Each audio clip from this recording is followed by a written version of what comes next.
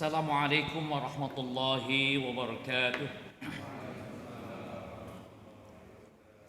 Alhamdulillahi hamdan katsiran tayyiban mubarakan fih kama yuhibbu rabbuna wa yarda.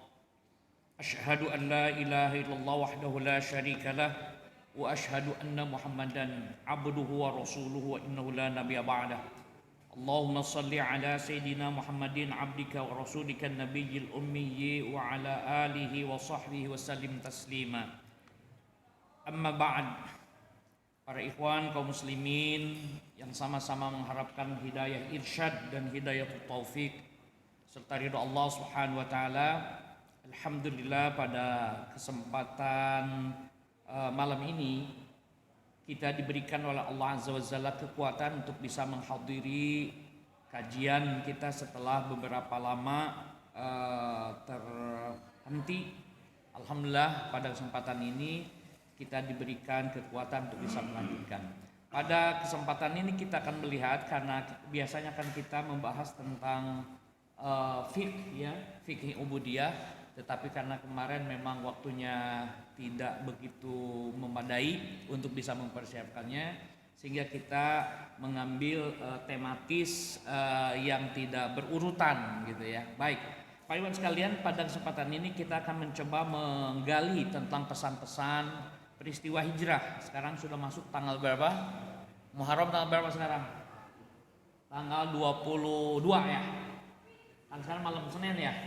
Malam Senin 21 atau 22 ya. Baik, kita akan menggali bagaimana sih hijrah dalam pengertian setelah kita membaca peristiwa hijrah itu telah terjadi, isyarat-isyaratnya di dalam hadis seperti apa, dalam Quran seperti apa, atau fakta-fakta lain seperti apa. Mari kita gali.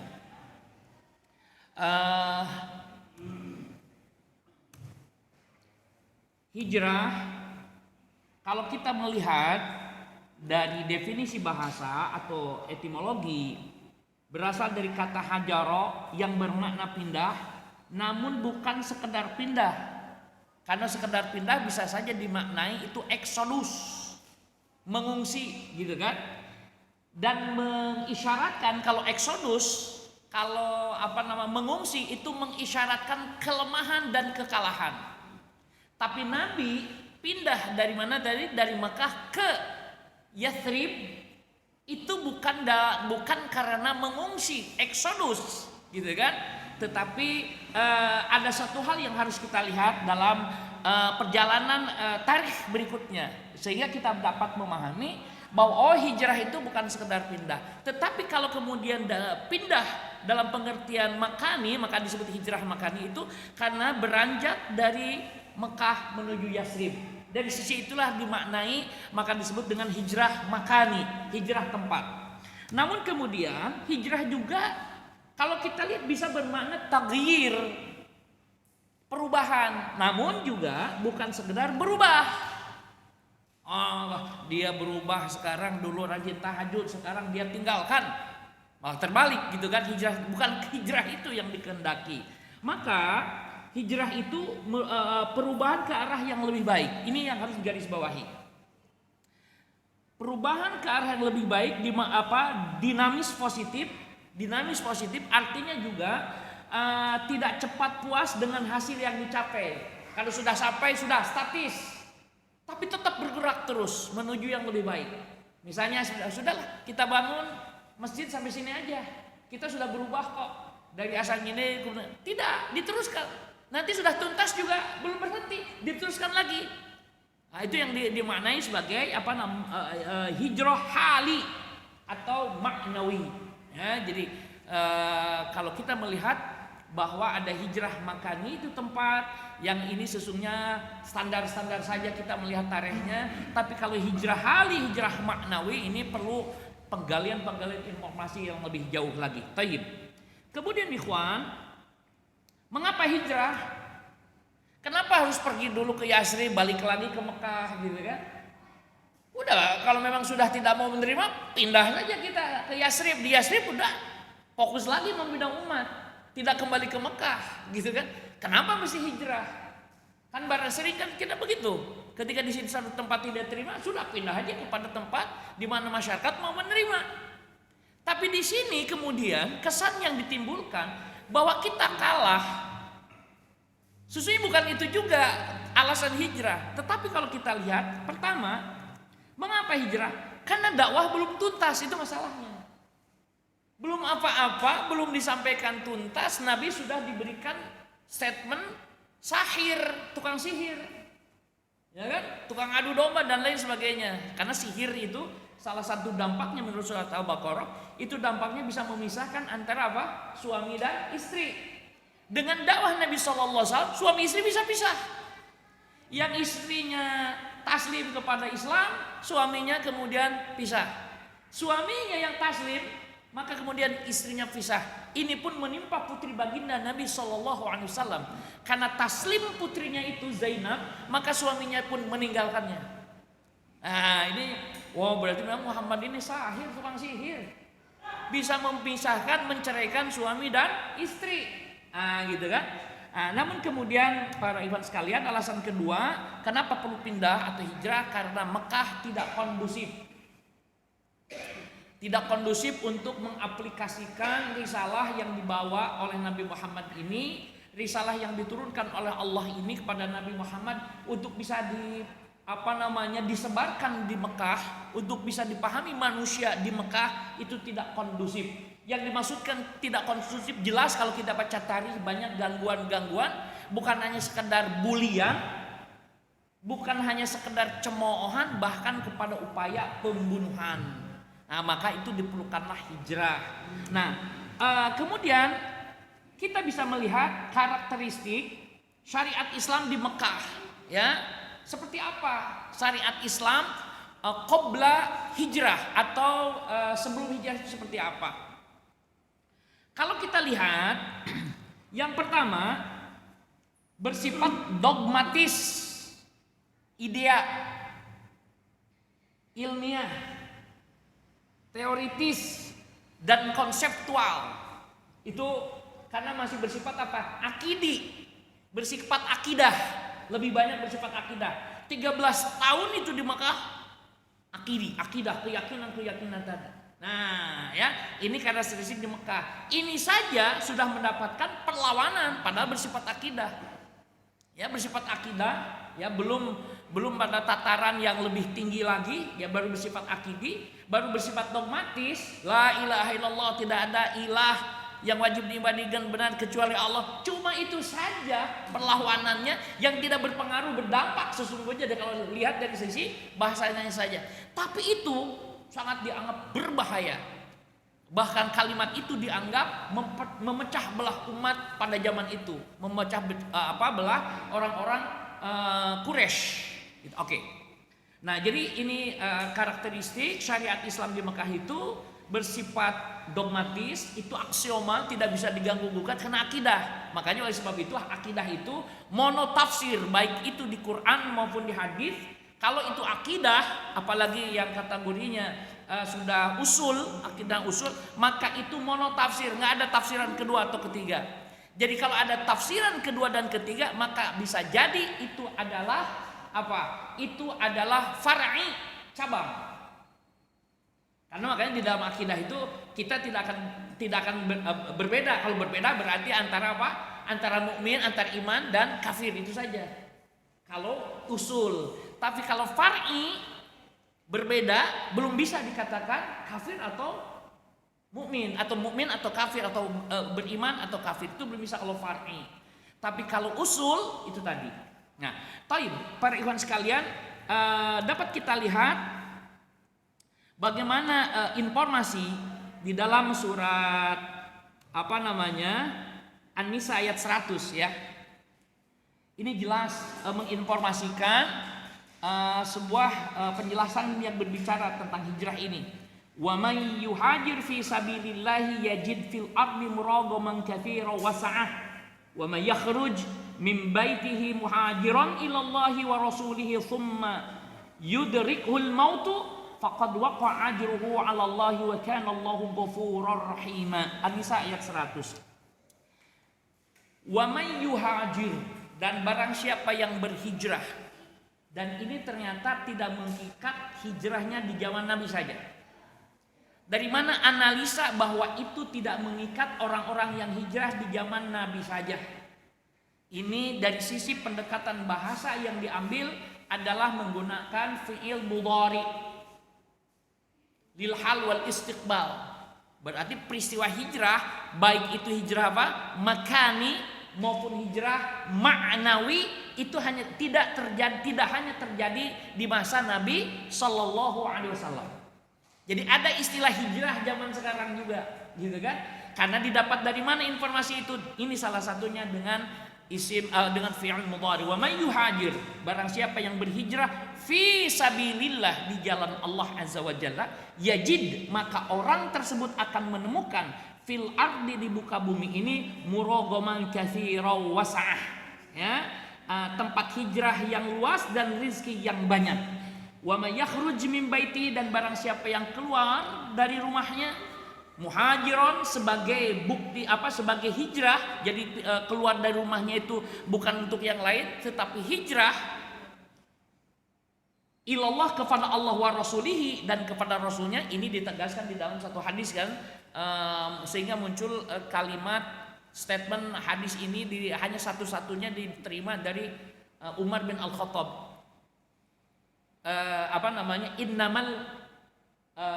Innamal a'malu binniyah. Ada yang binniyah, ada yang binniyat. Padahal sumbernya satu. Dari siapa?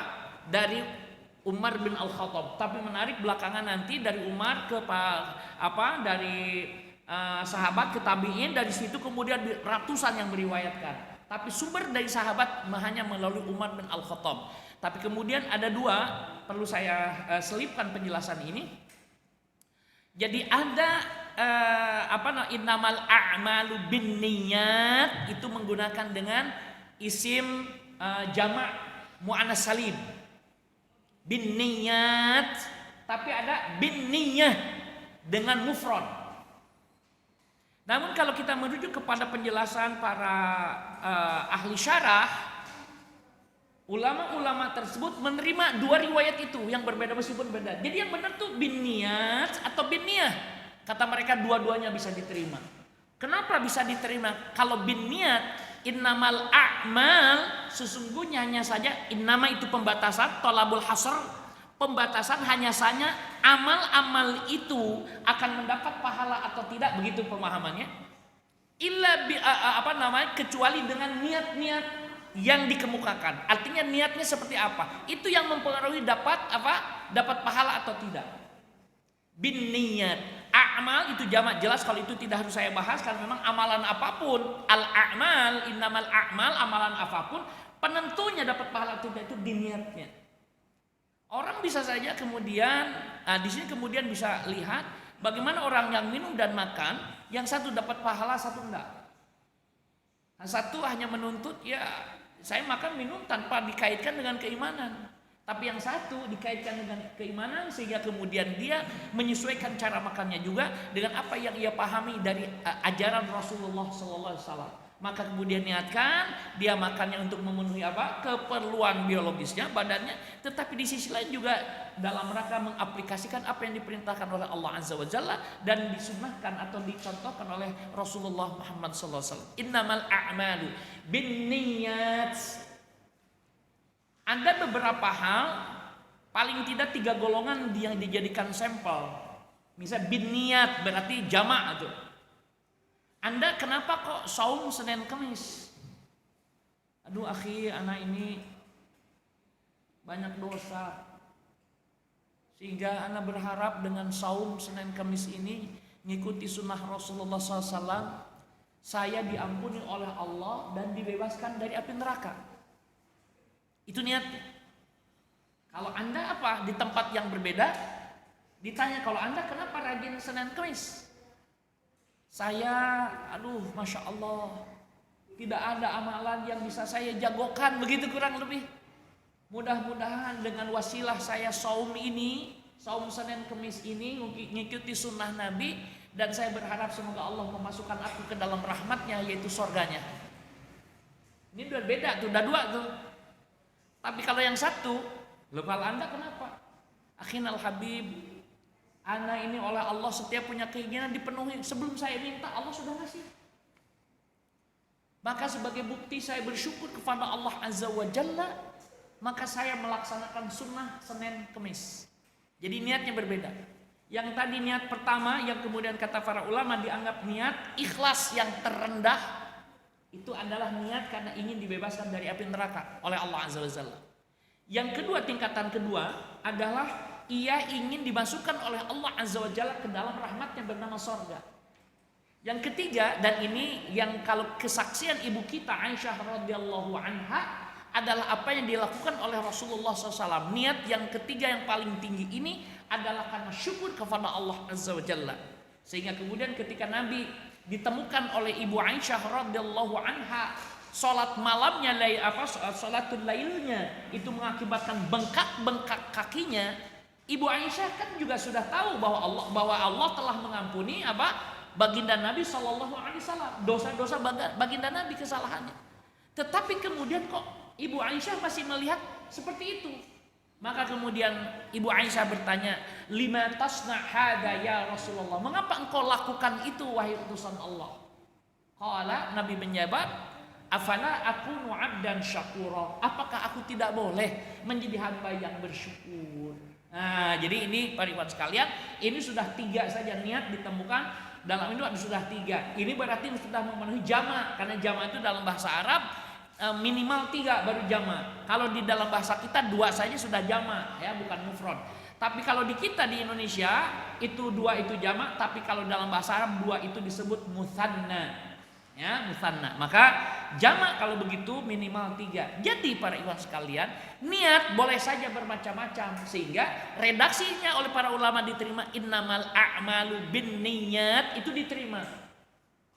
Sebagaimana diterimanya hadis yang mengatakan innamal a'malu binniyah.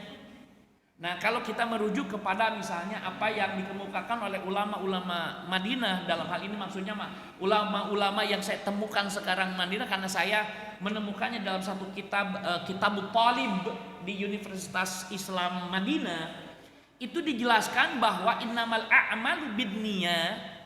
Kalau tadi binniyat, sekarang binniyah. Kalaupun ditemukan macam-macam niat itu ada yang seperti tadi dijelaskan 3, misalnya wa makanuhul qalbu, tapi tempatnya 1, yaitu di dalam hati. Wa makanuhul qalbu, tetapi tempatnya di dalam hati. Maka niat adalah basicnya di dalam hati, sehingga kemudian kata para ulama ini juga bisa diterima karena binniyah itu menunjukkan kepada satu makan, satu tempat. Nah, ini Pak Iwan sekalian, 3 hal yang dapat kita temukan, meskipun juga banyak lagi nanti yang kemudian menjadi pembahasan ulama kalau yang selain 3 itu niatnya. Misalnya, boleh nggak Ustadz saya saum sunnah Senin Kamis itu, selain mengikuti sunnah Nabi, saya berharap agar saya cepat diangkat, kedudukan saya atau pangkat saya cepat diangkat. Nah, itu nanti dalam kajiannya menarik sekali bagaimana para ulama mengkaji tentang itu. Tetapi saya karena pada kesempatan ini membatasi dalam kajian tentang tentang hijrah, ya. Oke, baik. Jadi tadi karakteristik syariat Islam di Mekah itu dogmatis, ideal, akidah, bersifat akidah kebanyakan. Adapun kemudian nanti kenapa perlu kenapa hijrah? Tadi sudah dijelaskan juga, karena dakwahnya belum tuntas. Yang kedua, di Mekah tidak kondusif.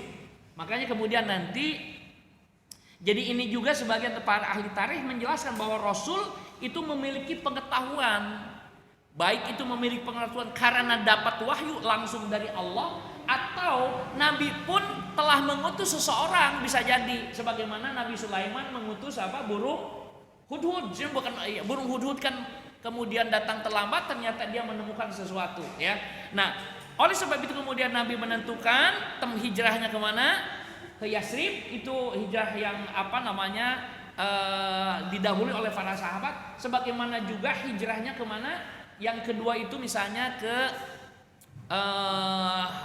Raja Najasyi. Apa itu Raja Najasyi tempatnya? Ethiopia. Jadi ini kenapa memilih Ethiopia? Karena di situ ada pemimpin yang adil. yaitu Raja Najasyi gitu ya. Kenapa kemudian Yasrib? Itu jelas bahwa kalau itu pun wahyu dari Allah, mesti ada alasan-alasan yang bisa kita terima kenapa dipilih Yasrib. Nah ini yang menarik. Maka oleh sebab itu kita sebagai manusia ada satu arahan kenapa Allah menunjukkannya ke Yasrib, mengapa pula menunjukkannya kemana? Ke Ethiopia. Ternyata Ethiopia karena ada, kalau dinyatakan bahwa di situ ada pemimpin yang bijaksana, itu memang dari lisan hadis menyatakan seperti itu. Tetapi kalau ke Yasrib ini juga saya kira perlu. Nah, maka muncullah sebuah pengetahuan yang kemudian dalam bahasa kita seperti disebut dengan apa? Intelijen. Sesungguhnya awalnya sama dari kata iqra, membaca. Ya, bukan hanya membaca teks, tapi juga membaca situasi, membaca yang lain. Maka pada akhirnya karena iqra itu bukan hanya tulisan yang bisa dibaca, tapi apapun bisa dibaca. Penghasil dari bacaan itu tadi diantaranya bisa begitu. Baik, Pak Iwan sekalian, kita lanjutkan dalam pengertian. Kalau tadi hijrah makan yang di dalam dijelaskan, hijrah makan itu hijrah tempat min Makkah ila Yasrib. Tetapi kemudian dalam hadis dijelaskan tentang definisi maknawinya. Secara maknawi bahwa orang yang berhijrah itu dinyatakan al-muhajiru man hajara ma hanallahu anhu. Orang yang berhijrah itu adalah orang yang berpindah dari apa-apa yang Allah larang darinya. Jadi ini sesuatu yang Allah larang, maka dia menjauh, berpindah. Nah itu muhajir namanya. Ini tingkat dasar tuh di situ muhajir. Ya, tingkat dasar yang disebut orang yang berhijrah adalah meninggalkan kemaksiatan, meninggalkan yang dilarang oleh Allah Azza wa Jalla. Itu tingkat dasar. Nah, kenapa tidak dibatasi hanya sampai hadis Nabi ini saja? Definisi itu akan bertingkat karena orang tidak semuanya berdekatan dengan kemaksiatan. Tapi yang dikehendaki oleh hijrah tadi adalah sebuah peningkatan yang dinamis, tidak statis. Tapi nanti ada orang yang sudah rajin ke masjid, ibadahnya rajin, tidak berhenti sampai di situ. Tidak berhenti dalam kathirul ibadah, banyaknya ibadah, tapi harus menuju kepada ahsan al-ibadah. Ya, maka oleh sebab itu di dalam surat Al-Mulk kan jelas. Allazi khalaqal mauta wal hayata liyabluwakum ayyukum ahsanu amala. Karena nanti definisi hasan atau definisi ihsan, sebagaimana sudah dijelaskan di hadis itu ketika malaikat Jibril bertanya kepada Nabi, "Mahwal ihsan?" Setelah nanya Islam, setelah nanya iman, ya kan? "Mahwal ihsan? An ta'budallaha ka'annaka tarahu wa in lam takun tarahu fa innahu yaraka." Jadi ihsan itu adalah engkau mengibadahi Allah seakan-akan engkau melihat Allah. Kalau engkau tidak mampu melihat Allah karena memang tidak mampu, ya, maka ketahuilah, maka sesungguhnya Allah senantiasa melihat Anda. Bersihkan hati, amalan kita semuanya Allah mengetahuinya. Melihatnya, kalau dalam redaksi ayat itu kan yaroka, melihatmu. Tayyib ikhwan, kemudian ini terjemahnya saya lewat karena sudah. Kemudian lalu apa perubahan yang dapat dipahami pasca syahadat di Mekah ini? Hijrah, jadi kalau ini Mekah, ada yang syahadat, ada yang belum. Nah, orang syahadat itu berdasarkan definisi al-muhajir man hajara manahallahu anhu, ini dia sudah hijrah secara maknawi. Dari mana? Dari jahiliyah, dari musyrik kepada tauhid. Maka di sini cirinya diantaranya pertama, syirik, dari syirik politeism. Maka kemudian dengan syahadat, maka dia menjadi ahlut tauhid, menjadi mono ilah. Mohon maaf kenapa saya memilih katanya monoilah bukan monoteism. Karena monoteism dengan monoilah ternyata juga berbeda, ada analisa bahasa. Kalau monoteism itu bisa saja dewanya satu. Gitu kan? Karena politeism itu multi atau banyaknya dewa. Nah, maka nanti kenapa analisa itu menjadi perlu, meskipun di kita mungkin tidak dipermasalahkan. Maka tauhid itu adalah monoilah. Jadi sesembahannya satu. Ya, ilah bermakna ma'bud. Ini adalah perubahan yang dapat dipahami pasca syahadat. Dengan kata lain, ketika dia bersyahadat dia sudah hijrah. Makanya kenapa saya katakan tadi bahwa hijrah yang dikehendaki tidak puas dengan apa yang sudah dicapai. Dari syahadat terus nanti dilanjutkan kepada perubahan-perubahan yang lebih baik. Kemudian para ikhwan sekalian, para sahabat sebelum memeluk Islam, sebelum bersyahadat, mereka itu akan mempertahankan kabilahnya masing-masing. Ya, berpecah belah. Setiap kabilah itu mesti punya aturan, punya pemimpin, punya macam-macam. Tapi setelah dia memeluk Islam dengan 2 kalimat syahadat, yang kedua adalah syahadatul Rasul, maka itu juga sekaligus menjadikan Rasulullah SAW sebagai pemberi perintah. Kalau bahasa kita komando. Ya, jadi nanti terkandung Nabi, minan Nabi, itulah Nabi yang memerintahkan dia ambil, kalau Nabi melarang dia tinggalkan. Sebagaimana di dalam Al-Quran surat apa itu? Jadi apa-apa yang Nabi perintahkan maka ambillah, dan apa-apa yang Nabi cegah jauhilah. Maka ini kemudian pasca syahadat, maka ini juga konsekuensinya 2 kalimat syahadat itu. Yang pertama statement tauhid atau bahasa kita syahadatut tauhid. Ini adalah hijrah pertama, pengakuan yang tadinya multi Tuhan, ma'budnya banyak, kepada pengakuan bahwa satu-satunya, hanya satu-satunya, and the only one, gitu kan, hanya satu-satunya, yaitu Allah Azza wa Jalla sebagai ilah. Yang kedua, mengakui bahwa Nabi Muhammad ini adalah hamba Allah dan Rasulnya. Mengapa syahadatnya ada abduhu wa rasuluhu? Abduhu ini menolak kepada umat-umat yang sebelumnya yang pernah menjadikan nabinya menduduki status sejajar dengan Tuhan. Maka kemudian akidah kita adalah wa anna Muhammadan wa asyhadu anna Muhammadan abduhu. Jadi Nabi Muhammad itu hamba Allah.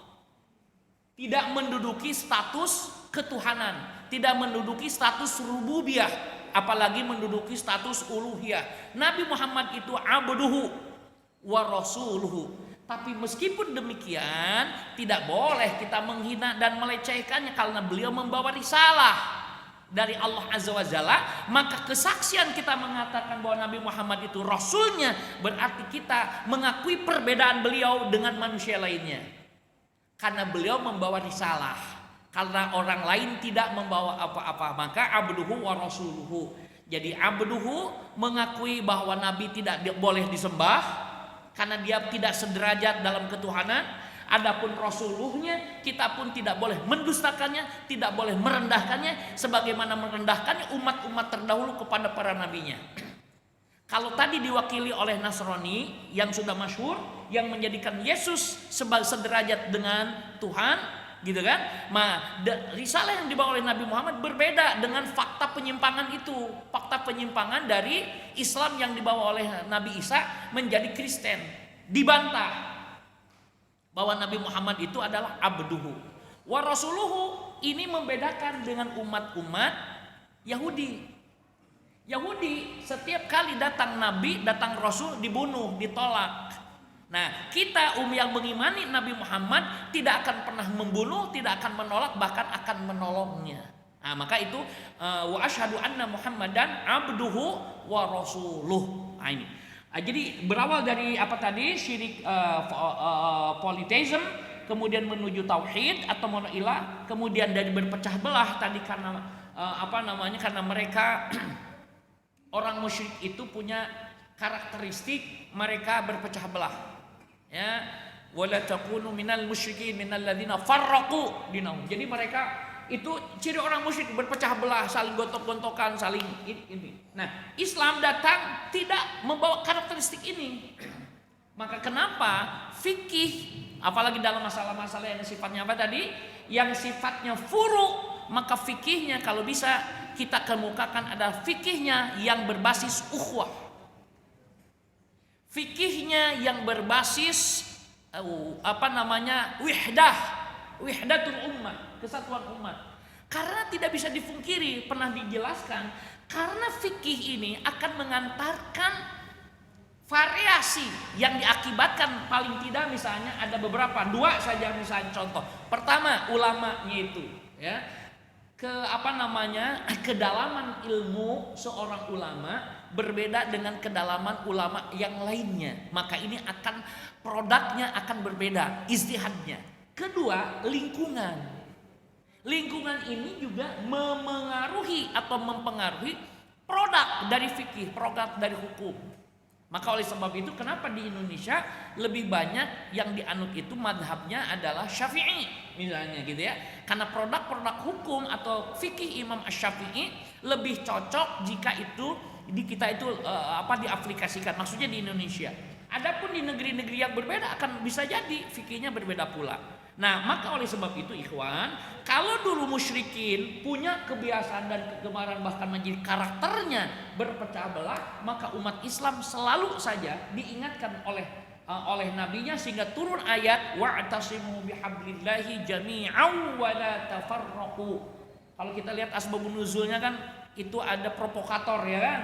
Provokator Yahudi yang begitu menjijikan melihat umat Islam dari Muhajirin dan Ansor begitu rukun, akrab, ya kan, saling berkasih sayang karena Allah. Dilihatnya oleh Yahudi panas, kemudian diprovokasi, nyarislah para sahabat kemudian terprovokasi oleh siapa? Oleh Yahudi ini sampai akhirnya ada di antara sahabat yang melapor kepada Nabi, kemudian Nabi menyampaikan ya salah satunya tadi, apakah kalian akan kembali menjadi kafir sementara aku masih hidup, kata Nabi.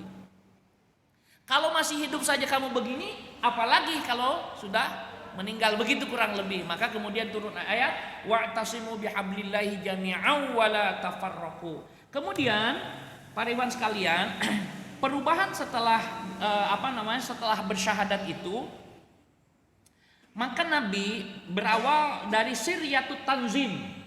Jadi penataan, jadi dakwah ngajinya masih sembunyi-sembunyi. Ya sir itu masih rahasia-rahasia. Jadi untuk dakwah itu masih sembunyi-sembunyi. Bahkan Abu Bakar As-Siddiq pun ya pernah kedatangan seorang sahabiah karena Abu Bakar sedang sakit. Kemudian Abu Bakar pernah bertanya bagaimana kabar baginda Nabi. Maka ditepis oleh muslimatin, siapa? Aku nggak kenal sama Muhammad. Karena apa? Karena waktu itu ada ibunya Abu Bakar. Maka kata Abu Bakar, nggak apa-apa, dia ibuku.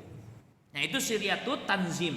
Kemudian dari situ beralih dari siryatut tanzim, penataan yang rahasia, menjadi dakwahnya yang sembunyi-sembunyi, dakwahnya yang sir. Maka ini dakwahnya belum ada proklamasi gitu ya. Masih ada sir, masih ya rahasia karena tadi mencekam, tidak kondusif tadi. Jadi siryatul dakwah baru kepada jahriyatut tanzim, dari jahriyatut tanzim menjadi jahriyatut dakwah farsial. Jadi sebagian dakwah itu sudah ada yang dizaharkan. Bahkan salah satunya siapa? Abu Dzar Al-Ghifari, meskipun oleh Nabi jangan dulu menyampaikan, tapi kemudian sahabat Abu Dzar ini belum merasa bahagia kalau dia yang ia dapatkan kebahagiaan ini tidak disampaikan kepada orang Quraisy. Maka kemudian dia berdiri di tempat yang tinggi, dia katakan la ilaha illallah Muhammadur Rasulullah, asyhadu an la ilaha illallah wa asyhadu anna Muhammadar Rasulullah. Maka kemudian dipukulilah Abu Dzar Al-Ghifari gitu kan. Nah kemudian ya Allah menolongnya dengan tokoh musyrikin Quraisy yang menjamin keamanannya, keselamatannya. Nah ini perubahan-perubahan masih di Mekah. Jadi hijrah dalam pengertian maknawi masih di Mekah. Maka oleh sebab itu para ikhwan sekalian, bisa saja bahwa hijrah hari ini tidak harus menunggu hijrah makani. Ya, karena tadi juga isyaratnya bisa makani, bisa maknawi.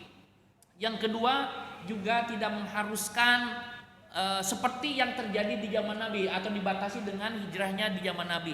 Karena di situ juga ada isyarat yang menunjukkan bahwa hijrah bisa terjadi kapan saja. Meskipun juga Nabi pernah mengatakan la hijrata ba'dal fathi, tidak ada hijrah setelah Fathul Mekah. Baik, para ikhwan sekalian, kita lanjutkan. Kemudian apa kita lihat? Kalau tadi karakteristik di Mekah seperti apa syariahnya? Kemudian hijrah ke Yasrib. Nah kita lihat syariat Islam di Yasrib pasca hijrah makani. Nah kita bisa lihat.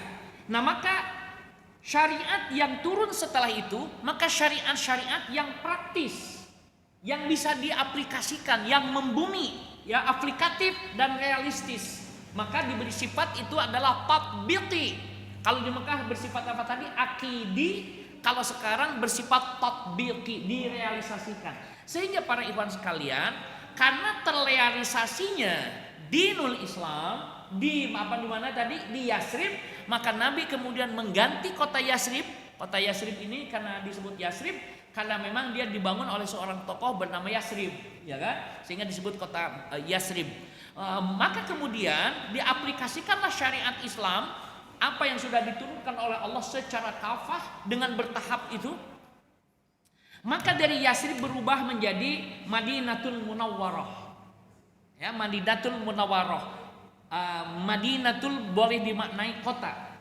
Al-Munawwarah, Munawwarah itu yang disinari. Padahal ini abad 7 Masehi, Bapak. Tapi Nabi menyebutnya Madinatul Munawwarah.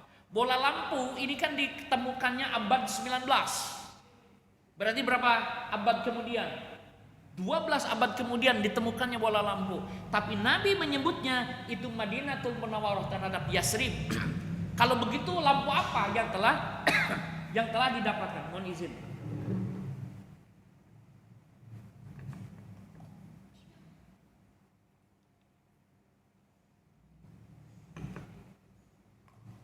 Baik. Lalu apa yang dimaksud dengan kota yang disinari, yang berkilau? Munawwarah itu diberi cahaya, munawwar. Bukankah Thomas Alva Edison baru menemukan bola lampu itu abad 19? Maka ini bisa dijawab nanti telah mengumpulkan jama'ad dalail, mengumpulkan dalil-dalil yang ada, dapatlah dipahami bahwa di situ, di Yasrib itu sholat berjamaah sudah mulai ditegakkan. Kesabaran menjadi pakaian para sahabat. Al-Quran yang nama lainnya An-Nur menjadi pedoman hidup. Maka jadilah kota tersebut Yasrib menjadi Al-Munawwarah yang disinari oleh Quran, yang ditegakkan di dalamnya sholat berjamaah dan kesabarannya. Sabar itu adalah sinar. Adapun sholat itu adalah nur, cahaya.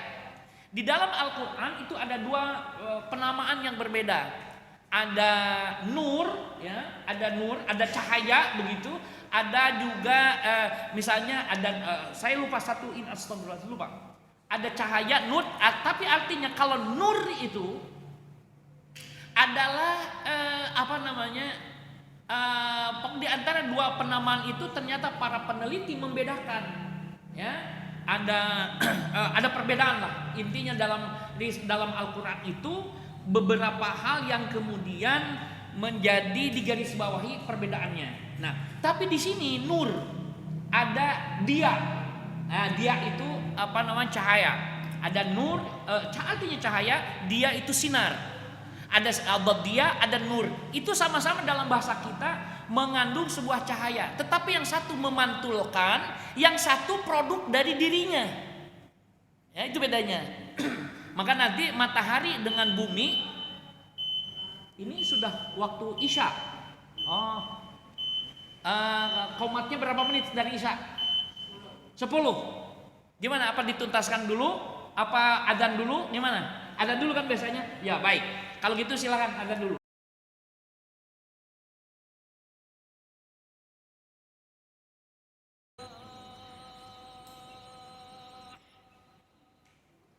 Baik, para ikhwan sekalian, 2 slide lagi kita tuntaskan ya. Jadi itu teoritisnya seperti itu tentang hijrah, ya. Namun kemudian apa kontekstualisasi hijrah di zaman sekarang? Nah, pertama para ikhwan sekalian, jadi akidah, ibadah dan amaliyah ini harus semakin dikokohkan. Ini bentuk hijrah dari yang selama ini kita tidak memperbaiki ini. Setelah memahami ini, saya kira harus ditingkatkan. Maka oleh sebab itu kajian-kajian saya kira tidak harus satu narasumber, tetapi semakin kaya. Dan makanya oleh sebab itu kenapa kita harus didahului kesiapan untuk menerima variasi kajian. Ya, karena kalau misalnya hanya homogen gitu kan, tentu malah kita menjadi nanti eksklusif, tidak bisa bergaul dengan yang lain. Yang padahal syariat Islam itu menghendaki inklusif, gitu, rahmatan lil alamin, bukan rahmatan lil muslimin saja, tapi juga rahmatan lil alamin. Termasuk rahmat bagi orang kafir. Di mana letak rahmat? Orang kafir dapat siraman, dapat dakwah dari kita, gitu kan? Jangankan misalnya orang kafir, orang muslim yang awam pun mendapatkan siraman. Jadi kita tidak berkumpul dengan orang-orang yang sama statusnya, sesama keilmuannya, enggak, tapi membuka diri, ya. Ini yang pertama. Kemudian berusaha mendapatkan berbagai anugerah dari Allah untuk dipresentasikan dan investasikan di jalannya. Artinya, termasuk hijrah itu bukan hanya dari sisi apa? Hijrah status juga dikehendaki selama itu ditujukan untuk fi sabilillah, itu kata kuncinya. Jadi perubahan-perubahan kalau kata tadi kan pindah hajarah udah tapi juga bisa berarti berubah. Berubah bukan hanya dari sisi yang menurut kita kan seringkali memisahkan, kok ini urusan agama, ini bukan urusan agama. Nah, ya bukan urusan agama, kalau itu menopang juga agama, menopang juga jihad fisabilillah, maka status ini juga harus ditingkatkan, harus hijrah juga. Tidak mengapa. Ya, ini menjadi kontekstualisasi hijrah di zaman sekarang. Misalnya, mohon maaf ya, kita jangkauan dakwah kita DKM dan jamaah Masjid At-Taqwa ini jangkauannya, mohon maaf saya tidak tahu persis. Misalnya radiusnya baru, misalnya radius katakanlah 5 km.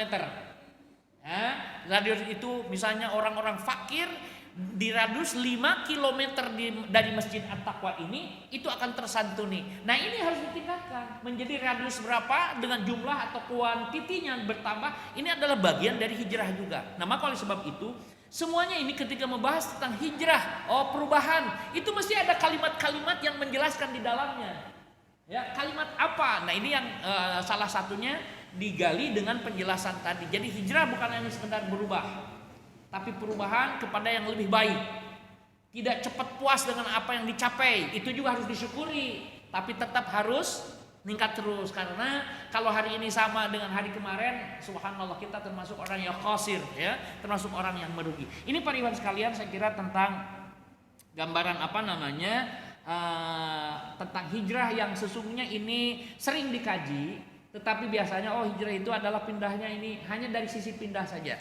Tetapi kemudian dari sisi bagaimana perubahan ke arah yang lebih baik juga sering kita dengar. Tapi kemudian juga saya melihat dibandingkan sesungguhnya kan tadi ada kondisi Mekahnya sendiri sama kondisi atau karakteristik syariat Islamnya. Ini seperti itu, sehingga kenapa perlu hijrah. Karakteristik Yasrib seperti apa? Terus ajarannya yang diturunkan Allah di sini seperti apa? Ini semua adalah penghayatan, kajian-kajian oleh para ulama juga. Ya, sehingga ditemukan satu paradigma baru, pemahaman bahwa kita memang harus senantiasa berubah. Dulu kita sudah puas dengan bangunan masjid ini, maka pada saat itu kita belum berpikir dulu berubah, ya kan? Karena dianggap memadai. Tapi sekarang sudah harus hijrah.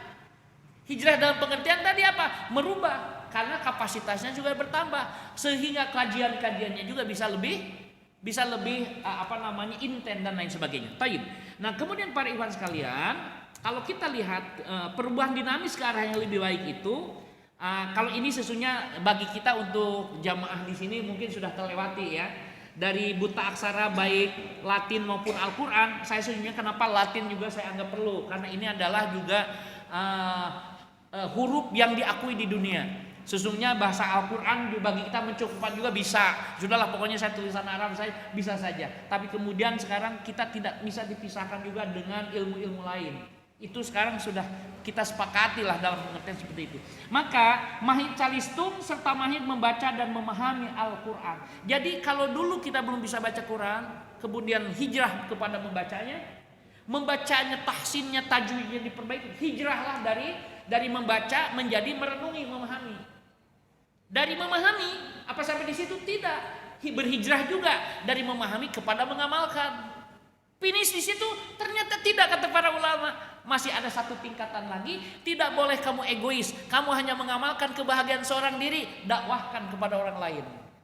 Nah, bahwa kemudian sudah dakwah bukan urusan kita dia nerima atau tidak, tapi upaya-upaya agar bisa menerima itu kewajiban kita.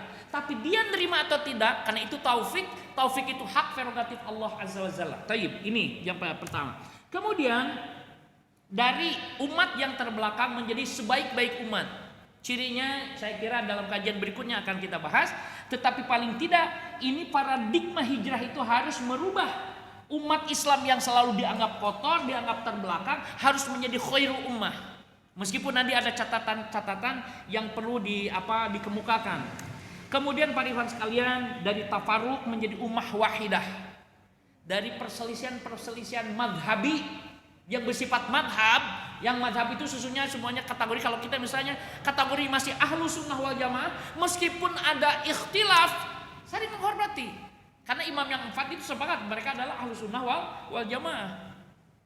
Jadi kita ini mencoba memahami, oh iya ya, dia juga kan ahlu sunnah wal jamaah. Oh saya dia ahlu sunnah, tapi kenapa mesti ribut gitu loh.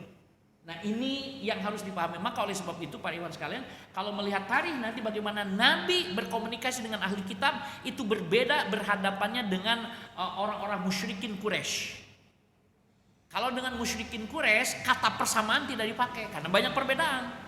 Tapi kalimat yang sama itu didakwahkan kepada ahli kitab. Ila kalimatin sawain bainana wa bainakum, begitu kan? Karena itu persamaan yang didahulukan. Karena risalah mereka dasarnya tauhid awalnya. Namun kemudian penyimpangan karena ada perubahan-perubahan dan sebagainya. Taib. Kemudian para ikhwan sekalian yang terakhir, dari anarkis kemudian terpimpin, ya. Kemudian dan dari karakteristik mengekor menjadi memimpin. Jadi ini berarti nanti penjelasannya kan cuma mengekor, memimpin, cuma begitu perubahan hijrah. Tetapi kan apa makna memimpin itu apa? Ini kan ada proses yang harus dibahas lagi. Tapi paling tidak, kita harus jadi umat yang memimpin, bukan hanya mengekor, ya, bukan hanya umat yang anarkis, tapi kita terpimpin oleh sebagian ulama dikatakan kenapa nahyi mungkar itu yang lebih berkewajiban melakukan nahi mungkar itu para ulama. Limadza? Kenapa harus para ulama yang melakukan nahi mungkar? Li'anna nahyal munkari aqrabu ilal udwan. Karena nahi mungkar itu lebih dekat kepada permusuhan. Yang mengetahui mana syirik, mana sunnah itu alim, orang ulama. Yang mengetahui mana sunnah, mana bid'ah itu orang alim. Yang mengetahui mana hukumnya jaiz dan mana hukumnya mamnu'un haramun itu orang yang sudah mengerti, yaitu para ulama. Jadi komandonya yang memimpinnya dalam nahi mungkar itu mesti orang alim. Adapun kita dalam tanda petik disebut kroco, pelaksana, eksekutor boleh gitu. Ya, jangan sampai nanti para eksekutor juga menghukumi bidunil ilm, tanpa ilmu. Maka ini nahi mungkar. Adapun amar ma'ruf itu yang disebutkan sampaikanlah walau satu ayat.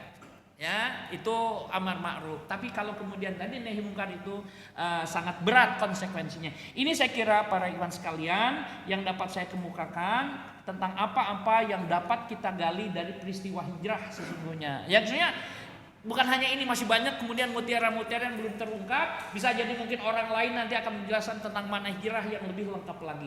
Tapi inilah saya kira yang dapat saya kemukakan dalam liqa malam ini, dalam pertemuan malam ini, perjumpaan malam ini. Mudah-mudahan Allah memberikan keberkahan dari kajian kita ini. Demikian saya kira yang dapat saya kemukakan. Wassallallahu ala nabiyyina Muhammadin walhamdulillahirabbil alamin. Al-afa minkum billahi taufiq wal hidayah. Wassalamualaikum warahmatullahi wabarakatuh.